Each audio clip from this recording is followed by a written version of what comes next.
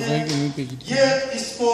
آگے کرنے کے لیے کہ برطانوی حکومت کی چونکہ ہم سمجھتے ہیں کہ ایک ذمہ داری بھی ہے، اور یہاں پر ہم اگر 12 لاکھ تقریباً کم و بیش کشمیری موجود ہیں،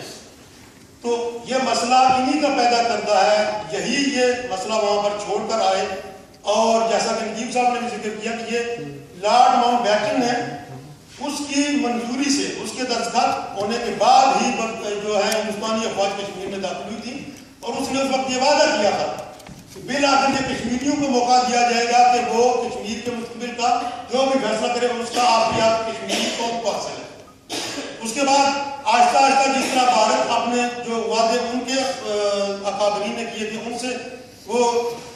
پیچھے ہٹ گئے، اسی طرح اپنے معاشی مفادات کی وجہ سے حکومت برطانیہ جو بعد میں حکومتیں یہ بھی اپنے اس اسلام سے جو وعدہ انہوں نے کشمیر کے ساتھ کیا ہوا تھا یہ بھی وہاں سے مکر گئے. اب سوال یہ پیدا ہوتا ہے جو آزادی کی جدوجہد وہاں پر جاری ہے، جو ظلم سہ رہے ہیں لوگ، وہ تو وہاں پر آن گراؤنڈ جو لوگ ہیں وہی سہ رہے ہیں. اب ہمارا جو ہم برطانوی کشمیری ہیں، ہمارا کیا رول بنتا ہے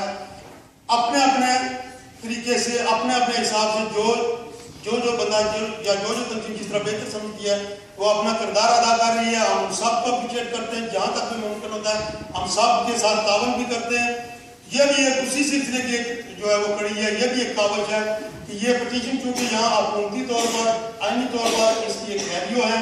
کہ 10,000 تک اگر سگنیچر ہو گئے تو حکومت کو رسپانس کرنا پڑے گا. اگر ہم اس کو 1 لاکھ تک لے جاتے ہیں، کیونکہ میں سمجھتا ہوں کہ 12 لاکھ کشمیریوں کی موجودگی میں اتنا مشکل کام نہیں ہونا چاہیے، اور اس کے لیے نہ تو کسی کو گھروں سے باہر نکلنا پڑے گا، نہ کسی کو کوئی پیسے خرچ کرنے پڑیں گے. صرف یہ ہے کہ ہم نے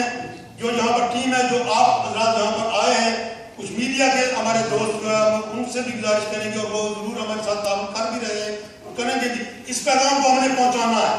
لوگوں تک پہنچانا ہے، تاکہ وہ گھر بیٹھ کر اپنا اپنا حصہ جو ہے وہ اس میں ڈال سکیں. اور اس کے بعد جو بھی اگر کسی کے ذہن میں کوئی سوال ہوں